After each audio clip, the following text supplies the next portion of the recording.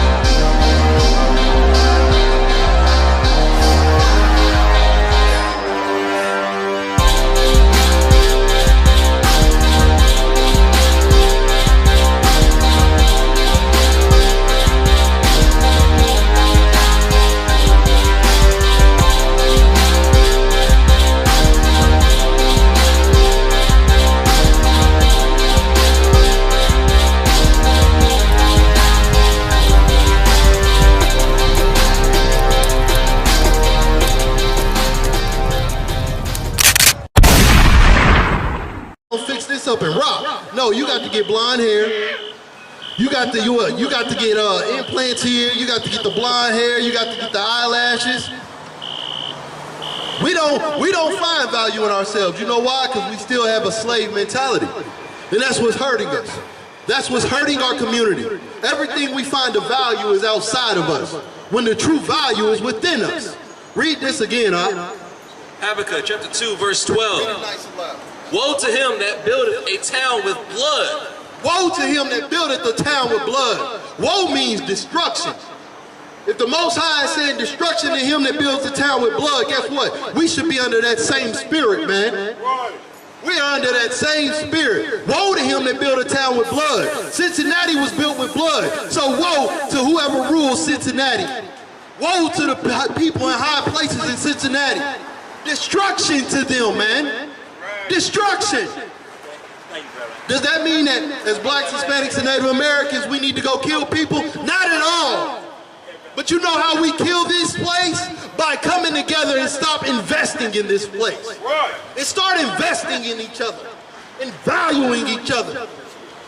Don't value what they tell you to value. Value what is of you. And that's what we come out here to teach, man. I ain't saying go around killing nobody. That's crazy. You ain't gotta be like them. We're better than them. That's what you gotta remember too. We're better than them. We don't have to do what they do. They had to do that. They had no choice, or they would have still been in them rocks. They would have still been in them caves. You know those cavemen that they love to show in those commercials? That's them. That's their reality. The only way they could get out of that was to rape, rob, and kill us. And we succumbed to it. But it's time to stop succumbing. Read that from the top one more time. Habakkuk chapter 2, verse 12. Woe to him that buildeth a town with blood, establisheth a city by iniquity. And established a city by iniquity. Cincinnati was established by iniquity. There is nothing lawful about how Cincinnati came. It was rape, rob, kill, steal. Fuck that. Hell no. That's how Cincinnati came. Right. And guess what? It's the people that we love most today. We love our oppressors more than anything in this world, you understand? We love our oppressors too dang on much. That's why they still have rulership over us. Because we love to listen to them and not what God says. And not what our own brothers and sisters are saying, man.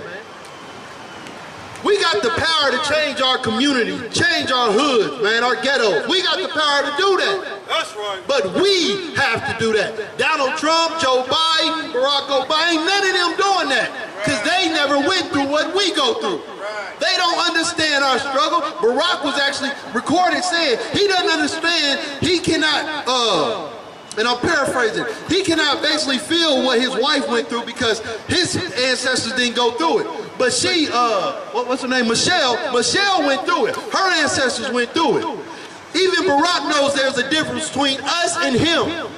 So why don't we understand the difference, man?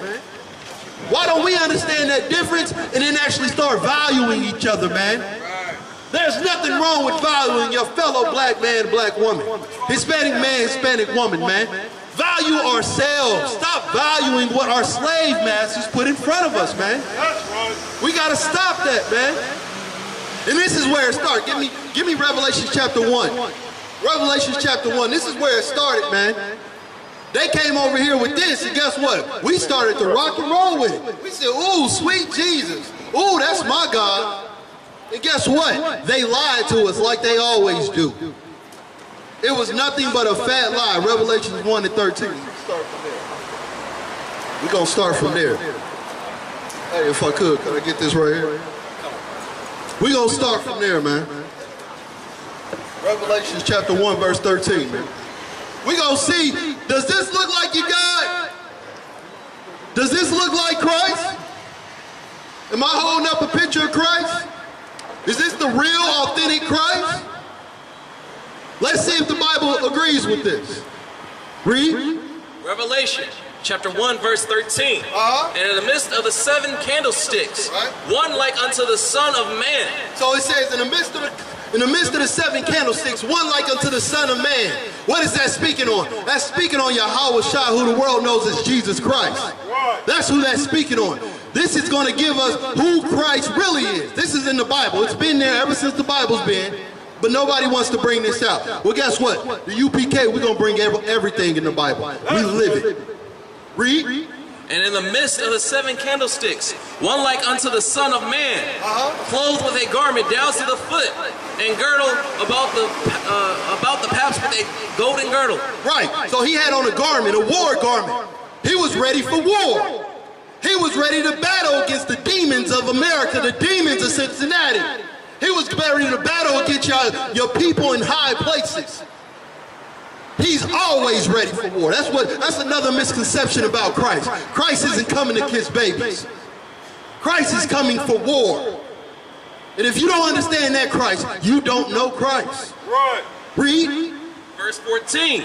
His heads and his hairs were white like wool. He said his head and his hairs were white like wool.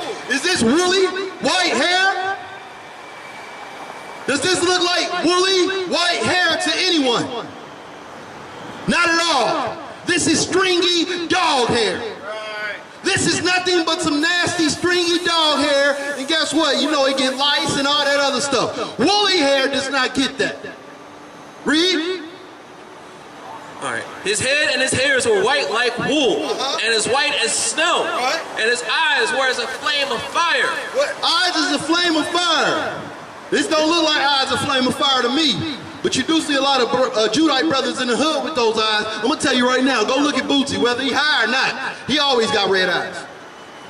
You can find a lot of brothers with these reddish eyes. It's a part of us. Read. Verse 15. So we already got 2 strikes against whoever this is. Right. Whoever this is not adding up with what the Bible says Christ looks like. That's a real problem. Verse 15, and his feet like unto fine brass. His feet unto like fine brass. Now, if my feet is like fine brass, what is the rest of my body?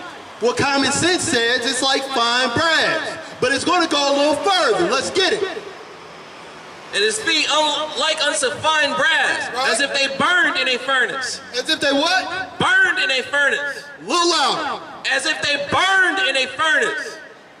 Does anything about this man look brown or burnt? Right. When it says burnt in a furnace, that means he's a very dark complected man. We got a lot of brothers in the UPK like that, believe that. Right. As if they burned in a furnace. Does this look like the Christ the Bible depicts? Right. Or does this look like a lie? This right here is nothing more than a lie. This is Cedral Borgier, a lie. Someone that was painted, given the image of, and America was conquered by this image. This image is nothing. That image is nothing but garbage. That Jesus, that version of him is pathetic because he is a lie. He's not found in the Bible. That Jesus makes the Bible a lie, and we will not go for any lies on the Most High God. We will serve him in truth and in spirit. And the truth and spirit is, that's just a dang on lie, man. That's pathetic, that's trash, that's garbage. But sorry, we ain't playing that game here, man. Go ahead. Now, let's get an understanding of some things, man. Let's get an understanding. Give me Ecclesiastes 12 and 10, man. Ecclesiastes in the Apocrypha, Salaki. Ecclesiastes 12 and 10 in the Apocrypha. So we already understand that that is a lie. That's the devil. That's nothing but the devil the Bible speaks of, man. Let's get a better understanding of why it's like that, man. Ecclesiastes 12 and 10. Don't sweat, take your time out. We're going to be out here for a minute, man. We talking to our people. We're going to get our people to understand what the truth is, man. The truth. The way to live according to God and not Christianity. That image is literally the image of Christianity. Christianity is literally what America was conquered through. What our people were conquered through. Nothing but a lie. You understand? You got that? Go ahead. Ecclesiastes chapter 12, verse 10. Never trust thine enemy. Read that again. Ecclesiastes chapter 12, verse 10. Never trust thine enemy. It says, never trust thine enemy. Let's see who our enemy is. If we rape you, does that make me an enemy? I would say yes. If I robbed you of your land, your goods, and your family, and your heritage, would that make me your enemy? I would say yes. If I killed your family for no reason at all, would that make me your enemy? I would say yes. This is what I always ask people. If you do not think that America and our oppressor of America is not your enemy, if you want to say, no, there's some good ones, no, they're not all bad, okay, well, what more can America do to the black man and woman to show that they hate us? What do you want them to do? What, rape us? They've done it. They do it. What, lynch us? They've done it. They do it. Enslave us? They've done it. They do it. What, steal from us? They took America. What more can they do to say, I hate you, why don't you get it? Why don't we get it? Like, if I ask you a sincere question, I would love for anybody to answer this. If I ask you a sincere question, what more can America do to prove that they hate blacks, Hispanics, and Native Americans? Are you going to come up with like a list of things that they haven't done? That's impossible. They've done a list of things that we thought would never happen. America literally hates our people, and that's okay. Which is why we should turn from doing their ways and come back to our God and do his ways, man. Read that from the top. Ecclesiastes chapter 12, verse 10. Never trust thine enemy, for like as iron rusteth, so is his wickedness. So is his what? Wickedness. His kindness. Wickedness. His wickedness, man. This is what America is. I don't care how kind America's trying to be to us, their wickedness is for sure to follow. That's right. If you don't believe me, look, listen. Prime example. Over the past 5 to 10 years, ain't no telling how many brothers and sisters have been shot down, drugged up, whatever. As soon as one thing went public with the Asian community, they made a bill within a month after. Right. Well, why ain't they do that for us after all the thousands of killings they've done to us? Right. All the lynchings they've done to us. Why don't we have a bill passed yet? Right. You enslaved us. You stole from us. You killed us. What more do we need to have happen before you think about writing a bill for us? Which is why we should never trust our enemy. Because they are not here to help us. They are here to kill us, to destroy us. To destroy us, man.